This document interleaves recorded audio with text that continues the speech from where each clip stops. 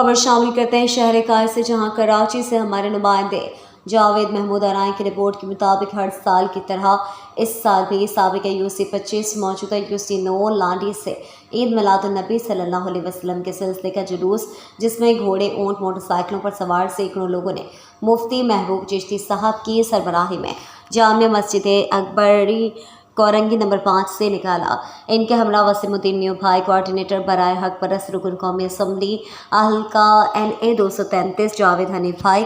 SHO عوامی تھانہ ناصر محمود صاحب موجود تھے۔ جلوس براستہ کورنگی نمبر 5، کورنگی کراسنگ، پھر کورنگی کراسنگ سے لانڈی اور واپس جامع مسجد اکبری تسلیم گراؤنڈ کورنگی نمبر 5 پر اختتام پذیر ہوا۔